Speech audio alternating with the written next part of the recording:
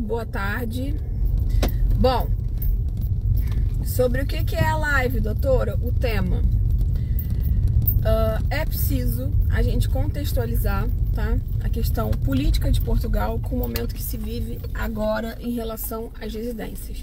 Por mais que eu tenha falado, e eu não falei pouco, foi um vídeo de 41 minutos em que eu venho explicando a questão da CPLP, a questão do fato de que é direito do imigrante brasileiro ter a emissão do certificado CPLP, independentemente da condição dele vir ou não com o visto de procura de trabalho, porque o ingresso no território europeu a brasileiros é livre. Ou seja, a pessoa pode vir com um turista e com isso conseguir o carimbo de entrada no passaporte, e essa entrada presume-se válida para fins de legalização. Isso obedece o artigo 87A, parte final, e o artigo 75.2. Qual é o requisito, né, para essas pessoas obterem a residência? Preencher aquilo que está previsto no artigo 77 da legislação. Mitigadamente, ou seja, inclusive existem situações em que as exigências elas são mais flexíveis para quem é da CPLP.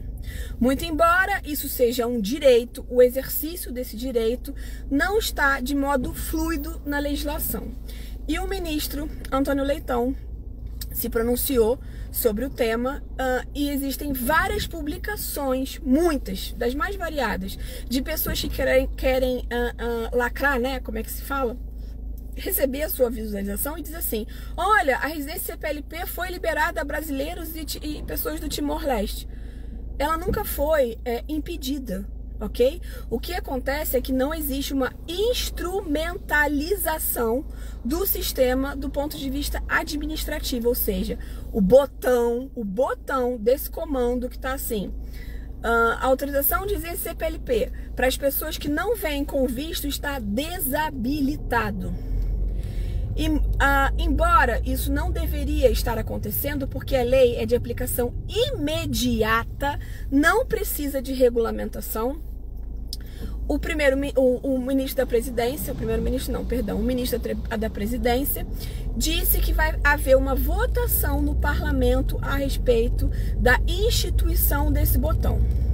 Juridicamente falando, uma vez que existe a lei, uma vez que ela é de aplicação imediata e uma vez que você tem um direito porque entrou de modo regular no território e obedece aos requisitos do artigo 77, o que você deve fazer? Pedir, através de ação judicial, que seja cumprida a emissão do seu certificado. Quando ele pode lhe ser negado? Quando você preenche alguma das hipóteses impeditivas de concessão de residência. Lato sensu, ou seja, de modo geral. E o artigo 77 também vai trazer as hipóteses em que a sua residência não pode ser concedida. Se você não está entre elas, você pode pedir a emissão do certificado. Hoje, isso é possível ser feito através da ação administrativa pelo site? Não, ação comando, que eu quero dizer, tá? Ação lato sensu. Não, mas judicialmente é possível fazer. Bom, resumi aquilo que eu falei em 41 minutos de vídeo. Então, por favor, quem fica vendo a matéria que diz assim: olha, a residência CPLP foi liberada. Não foi liberada de modo amplo. Acontece que ela nunca foi restrita. O exercício desse direito é que está condicionado a uma ação judicial, porque o Estado, como executivo, ou seja, o terceiro poder, que é o poder executivo, não gerou instrumentos para a população, de modo geral, acessar esse comando do site. Isso existe desde fevereiro de 2023, ok? Passamos dessa discussão, vamos a uma outra discussão. O presidente da AIMA, o doutor Pedro, se eu não me engano é esse o nome, é Pedro, deu uma reportagem por esses dias e falou o seguinte: olha, as ações judiciais são subprocesso. Ou seja, não são o processo em si, porque elas não fazem a análise documental. Ou seja, a pessoa entra só objetivando o agendamento, não tem de imediato o direito à residência. Muito embora eu concorde com a fala dele em parte, é preciso contextualizar. E nesse sentido, a gente tem que separar o bom advogado e do mau advogado. Por quê? A pessoa que faz ação judicial com esta advogada, ela só vai entrar com o processo se ela tiver o direito à residência.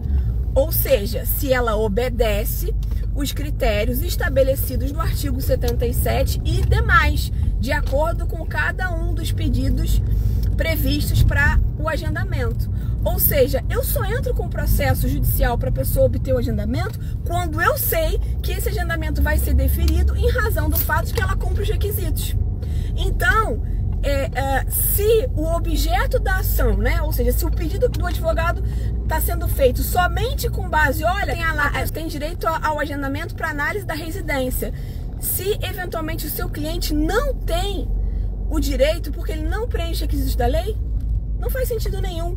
Então, quando a gente distribui a ação, nós nos asseguramos que a pessoa tenha o direito à residência. E aí pede-se, né, obviamente, que seja agendado o atendimento na AIMA para a recolha da biometria e a recolha da imagem facial. E só. Então, quando você vai com o nosso agendamento para o dia da entrevista, você já sabe que a residência vai ser sua. Muito diferente. Portanto, a fala do presidente, ela é inócua por isso. O que ele quis com isso? Esvaziar o movimento das ações. O que, bom, ele está defendendo o lado dele. Ele quer dizer que não é necessário você entrar com ação judicial. Mas se você pegar a reportagem por inteiro, tem lá uma informação interessante. O que ele diz? Que para essas pessoas que não entram com ação judicial, a promessa, né? Porque a gente sabe quantas vezes a AIMA prometeu alguma coisa e antes o extinto CEF prometeu alguma coisa em rede nacional e assim não cumpriu. É de que as pessoas vão ter os problemas resolvidos até o final do ano de 2025. Você quer esperar, querido? Espere. Você quer agilizar? Agilize. E o que a lei fala? E o que o STA, que é o Supremo Tribunal Administrativo, disse em uma decisão erga omnes, ou seja, de efeito coletivo, que se a sua residência não é analisada em 90 dias, surge para você o direito de exigir esta análise. Então, muito embora o presidente da AIMA esteja defendendo, olha, não precisa não, você pode esperar. Entre linhas, o que ele está dizendo é o seguinte: você tem o direito de pedir análise em 90 dias, mas, por favor, seja paciente. Ele fala isso categoricamente. Pedimos paciência da população. Olha, como é que eu vou ser paciente se eu sou um caminhonista, um caminhoneiro, né? E eu vou ficar desempregado porque eu não tenho meu título de residência. Porque a Alemanha restringiu as fronteiras, a Bélgica também, a Holanda também, e eu não consigo exercer a minha profissão. Como é que eu vou ser paciente se eu sou um soldador e vou ser demitido, que eu estou trabalhando lá na Bélgica, e porque eu não tenho o título tradicional, a minha empresa, que antes não estava muito bem ligando para isso, mas agora está ligando porque o governo está pressionando em relação ao fato de que eu não consigo fazer a renovação do meu A1. Porque fizeram com a CPLP, mas depois descobriram que não é possível. Para essas pessoas não se pode pedir paciência. Como é que eu vou pedir paciência para uma pessoa que quer categoricamente exigir o abono de família porque ela já tem a residência CPLP e não é deferida para os filhos porque a segurança social não se comunica e ela deixa de receber cerca de mais de 200 euros ou próximo disso por cada filho que tem, se ela está entre o primeiro e o segundo escalão por mês, porque ela não conseguiu que essas crianças tivessem direito ao abono de família. Para essas pessoas, a gente não pode pedir paciência. Agora, você tem sempre uma escolha. Ah, doutora, eu quero fazer valer o meu direito através da ação judicial. Não, eu não preciso disso, eu vou esperar, porque eu não quero gastar dinheiro com advogado. Ok, mas faça isso com consciência daquilo que você está deixando de receber, porque quando a gente abre lá o portal da Segurança Social e descobre que existe uma distinção muito específica com relação aos filhos, que eles não precisam de ter residência, porque o Estatuto dos Pais os acompanha, ou seja, se eu tenho CPLP, eu tenho uma residência, né? seja ela de que natureza for, mesmo com um título precário, mesmo com um título abrangente, né, como é o cartão.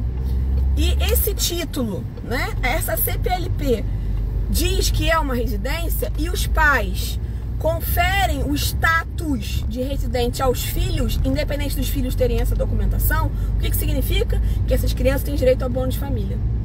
Então, você me desculpa,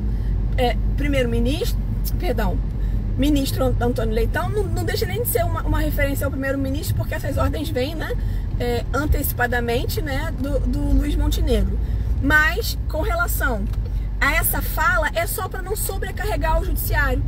Não é que você não deve exercer o seu direito, é que se você exercer, você vai pressionar. E se você pressionar, a gente não consegue, administrativamente falando, dar um jeito em tudo, sabe? A gente é enrolado, a gente não consegue. A gente falou assim, olha, joga a bola pra mim que eu vou chutar pro gol, mas a gente não consegue chutar pro gol.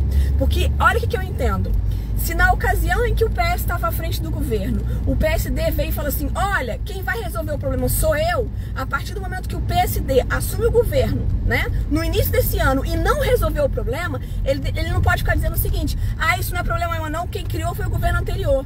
Querido, se eu digo que eu vou ter condições de resolver, eu não posso pedir agora da população paciência. Não interessa que as pessoas estejam esperando há 2 anos. Não tenho que pedir para as pessoas esperarem um pouco mais. Sabe por quê? Porque eu quis essa peixa. Eu quis receber essa honra, essa glória, esse louro e dizer assim, olha, o governo agora é meu. Então agora tem que dar conta. A verdade é essa. Se vai ser por meio de ação judicial, só tem acontecido por meio da ação judicial porque o governo tem se mostrado incompetente para resolver administrativamente. Eu sei que tem gente que não tem paciência para ouvir vídeos longos, tá? Isso faz parte da nossa geração. A gente ouve 2, 3 minutinhos e ó, não tá nem aí. Mas se você é imigrante, para ouvir esse vídeo e passa aos demais. E vou explicar por quê, tá? Entendam que quando a gente se estabelece como governo, a gente tem que ter plano de governo. Plano de governo. A situação estava toda aí, ou seja, ninguém pode dizer que o PSD pegou a situação de calças curtas. Olha, estava no escuro, não sabia o que era. Não, está sendo avisado há muito tempo. Esses processos da ANMA, atrasados da ANMA, estão acontecendo há muito tempo, ou seja, eles sabiam o que estava acontecendo.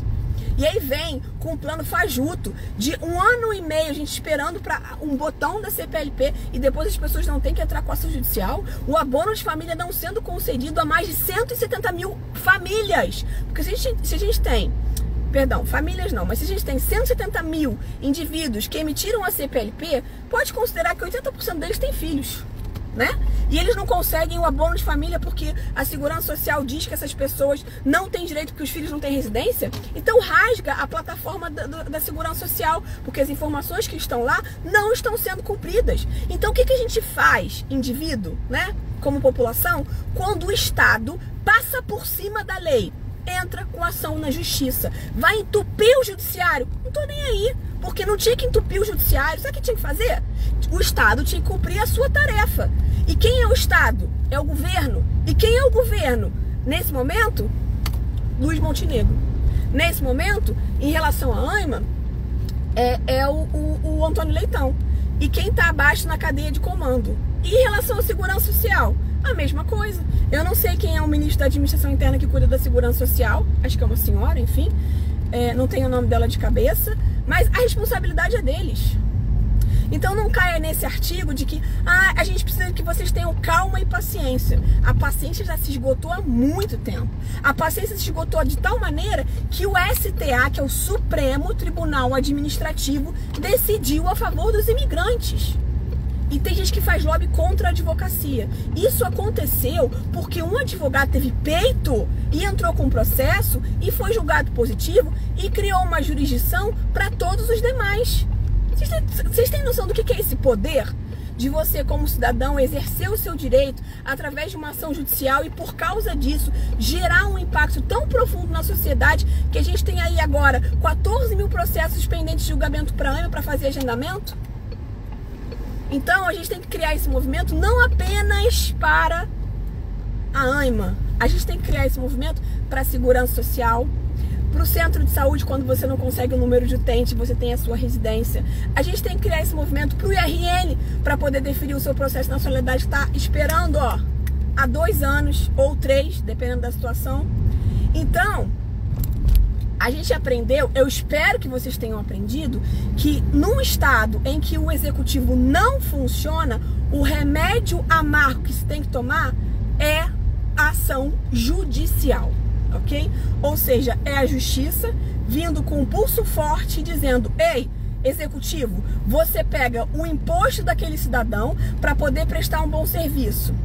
Vocês já perceberam que a classe política é a única, em termos de profissão, que pega uma campanha para poder conseguir, como candidato, né, ganhar o seu voto, faz um monte de promessa eleitoreira e no final não cumpre nem 30%, 40% daquilo que propôs? Agora, desde quando? Vamos lá, vamos pensar. Você vai no médico e o médico fala assim: olha, eu só serei capaz de executar a minha tarefa 30% ou 40% de relevância. O restante eu não vou ser capaz de fazer. Mas olha, paga os meus honorários como médico assim mesmo. O advogado, você chega pro advogado e fala assim: olha, por acaso eu só vou ser capaz de ajudar você naquele seu processo, naquele seu problema, 30% a 40%. Não vou conseguir mais do que isso. E aí você vai pagar o advogado na mesma? Não, você fica não, ô doutor. Ou o senhor me garante que é 100% de capacidade para resolver meu problema, ou então eu não vou lhe pagar. Mas a gente vai comparar a classe política. Quantos fazem aquilo que promete? Mas a gente paga integralmente através do quê? Do voto e da garantia de que essa pessoa vai ter salário por 4 anos. E uma penca de penduricalho. Um monte agregado ao salário. E aí você pensa assim: não, coitado, ele trabalha sozinho. Uma porrada de assessor de gabinete. Mas um monte. E tem gente que faz até rachadinha, né, no Brasil, que pega metade do salário do assessor de gabinete para engrossar o salário que a pessoa recebe. Mas a capacidade de execução dessas pessoas é mínima, seja do ponto de vista legislativo, seja do ponto de vista do executivo. Mas eles recebem o nosso pagamento e a gente coloca eles lá.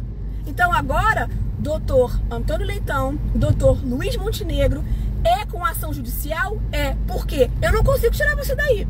Você vai ficar aí pelo menos mais alguma legislatura. E depois vai fazer a mesma coisa. Vai dizer: olha, joga a bola pra mim que eu dou conta. E no final das contas não dá conta de porcaria nenhuma. A imigração continua de maneira tratada como se nós fôssemos os indesejáveis, né? Engrossando um discurso de extrema direita, quando na verdade é a gente que fomenta a economia do país. Então, olha, isso não serve pra mim. Eu não compro essa lorota de que o imigrante atrapalha, ok? E por causa disso, eu vou falar pra vocês esse apelo: exerçam bem o seu poder em relação a instrumentalizar a justiça, ok? De modo a que vocês consigam efetivamente receber aquilo que a lei previu como direito. Abre lá o artigo 83 da legislação e você vai ver tudo que tem de direito lá que me é negado diariamente. Aí você pega lá a lei que fala todos os direitos que o imigrante tem, artigo 83 da lei 23/2007, e compara com a sua realidade e você vai perceber: ei, tem algo errado. Por quê? Eu tenho direito a tanta coisa e não consigo exercer nada. Porque você não faz o seu dever de casa. E qual é o seu dever de casa nesse caso? Exija, ainda que seja pela via judicial. Ah, mas eu não quero pagar o advogado para fazer isso. Faz as contas na ponta do lápis. Quantas coisas você deixa de ter de benefícios em função do fato de que você não quer uma assessoria jurídica? Principalmente agora, com relação ao abono de família, como eu lhe falei. Cada pai e mãe que receba entre o primeiro e o segundo escalão que tem um filho pode receber cerca de 200 euros por cada filho, tá? Tá contribuindo, tem residência, CPLP, título normal, e você não precisa que o seu filho tenha um título de residência para que você consiga fazer o abono de família. Isso é para uma das coisas. Então vamos ser espertos e usar a matemática, tá bom? É isso, gente. Beijinho para vocês e até o próximo vídeo.